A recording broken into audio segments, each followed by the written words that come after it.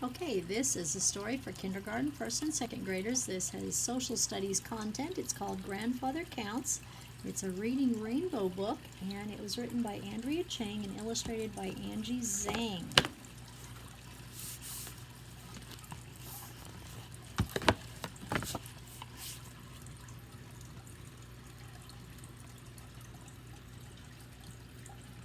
Gong Gong, grandfather, was one of the last people off the plane.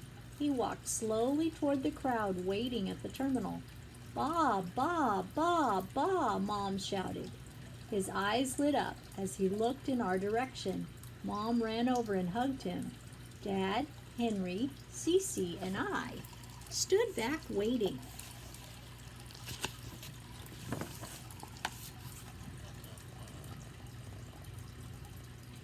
Finally, I went closer. Gong Gong patted my head and smiled. Then he said something to me. I looked to Mom for help. Gong Gong says you look very nice, Mom explained. Thank you, I said. Gong Gong kept talking to me in Chinese.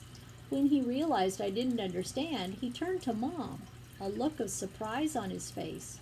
I wanted to explain that Mom had tried to teach us Chinese. She had gotten us Chinese flashcards with words and pictures.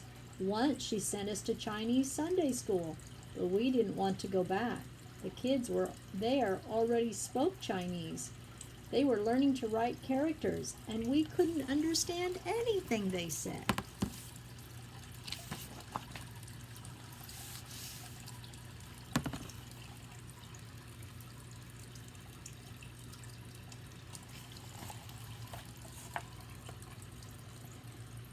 On the way home, everyone was quiet. Gong Gong dozed next to me. I watched him and wondered what he was dreaming. Did he dream in Chinese? When we got home, Mom took Gong Gong to his room and shut the door. He's tired, she said. Let him rest. It had been my room, a small back room just big enough for a bed and small desk. From the window, I could see the railroad tracks that ran along the back of the house to places I could only imagine. To get ready for Gong Gong's arrival, we had moved my bed into Cece's room. Her room faced the street. No tracks, no train cars to count as they sped by.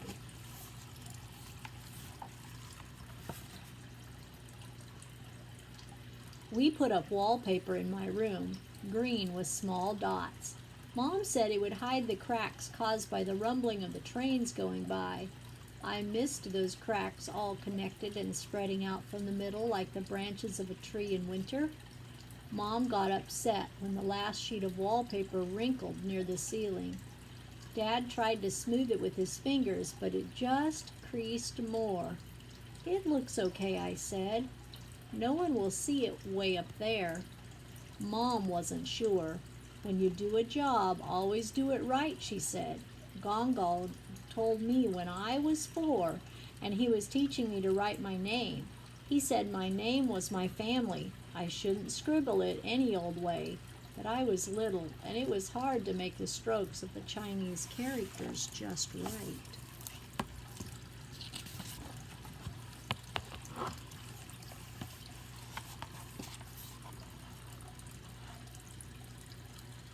I got this picture in my head of Mom as a 4-year-old trying to write with a paintbrush full of lumpy wallpaper paste instead of an ink brush.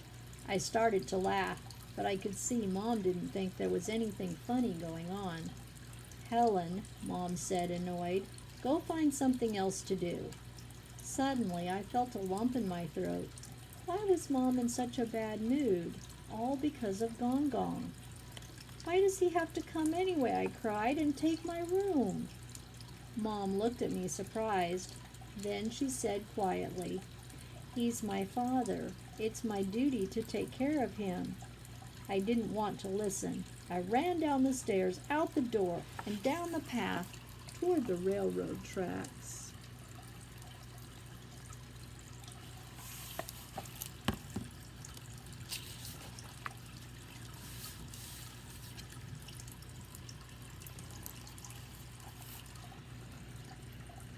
After Gong Gong first tried to speak to us at the airport, he didn't say much to anyone. Cece drew him a picture of flowers and butterflies. He smiled at her and handed the picture back. "It's for you," Cece said. But Gong Gong didn't understand, so I taped the picture to the door. Then he understood. He nodded and smiled at Cece again. "See, he does like it," I told her.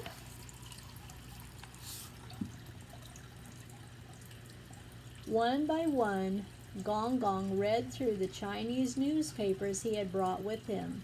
Mom tried to get him to go out, but most of the time he just shook his head and went back to his reading. "What will Gong Gong do when he finishes all his newspapers?" I asked Mom. "Give him time," said Mom. "He has so many new things to get used to."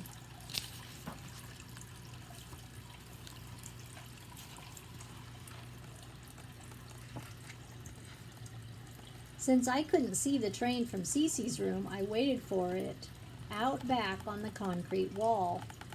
Sometimes I saw Gong Gong looking down at me from my old room. Soon I realized he wasn't looking at me at all. He was waiting for the train. When the engineer waved to me, Gong Gong reached out and waved back too. Early one morning, I was sitting on the concrete wall waiting for the train when I saw Gong Gong coming down the path. He sat down next to me, his legs hanging over the wall just like mine. We could feel the train coming before we heard the low rumble. Then there it was. "Yi er san si wu liu ki ba," said Gong Gong, holding up a finger for each car that went by. I liked the way his voice went up and down softly with each word. The engineer waved from the last car, and then the train was out of sight.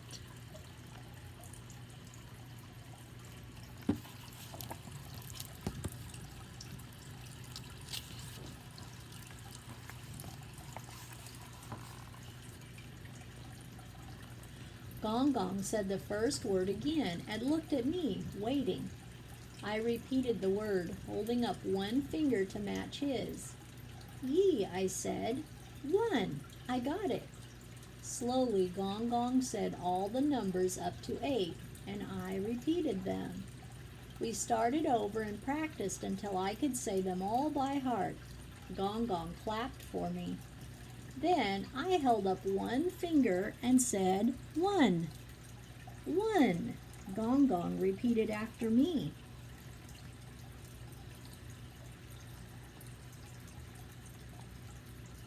Before long, he could count to 8 in English. "You did it," I said. Gong Gong took my hands in his and gave them a quick squeeze.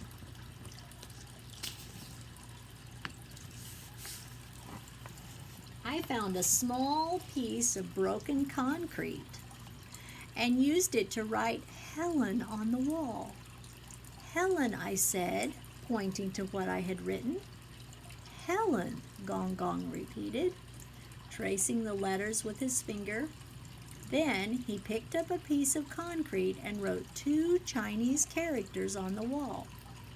"Gong Gong," he said, pointing to the characters. He took my hand and helped me copy his name.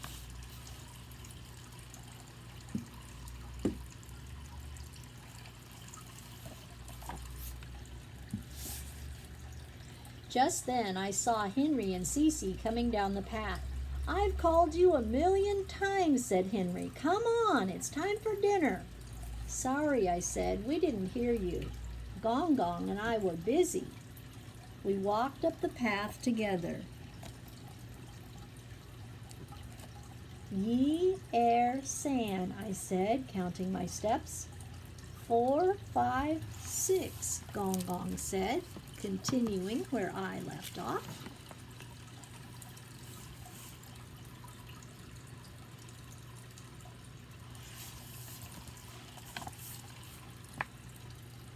At dinner, Dad told us about a new computer program for learning languages.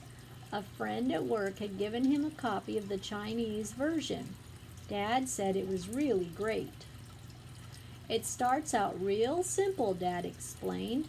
The voice says, Zia, hey, and then you click on the picture of the children. Zia, hey, Gong Gong repeated. He smiled and gave Dad a thumbs up. Then Gong Gong looked at me. 3, Zia, hey, he said. It was my turn to give him a thumbs up.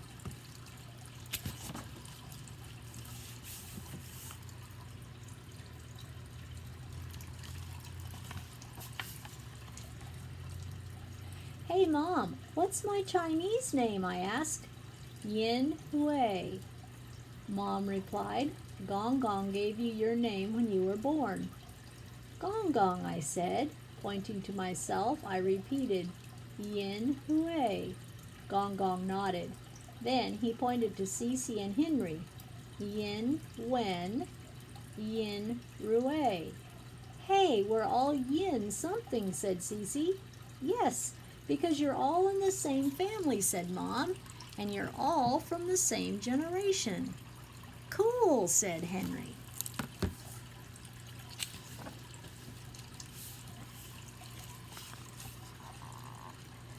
After my bath that night, I walked by my old room. There was Gong Gong sitting at the desk. I looked over his shoulder. He was printing Helen over and over. Gong Gong, you're writing my name, I said. Gong Gong smiled and motioned for me to sit next to him. Then he wrote some Chinese characters and said, Yin Hui. Gong Gong handed me the pen and I tried to copy the characters as best I could. I didn't do a very good job, but then he showed me how to make the strokes in the right order. I wrote my name again and did much better. Hen Heao, Gong Gong said, squeezing my shoulder. That meant very good. Mom always said Hen Heao when I brought home my best work from school. Gong Gong stood up and went over to Cece's picture on the door. He pointed to a flower and said, Hui. I understood. Hui means flower. I was Gong Gong's flower.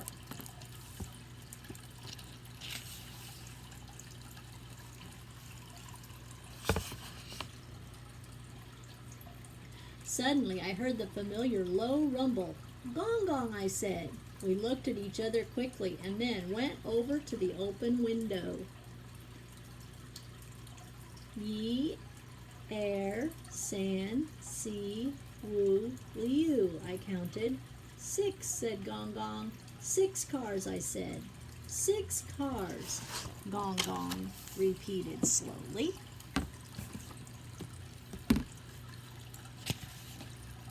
The engineer blew the train whistle as Gong Gong and I waved good night to him together.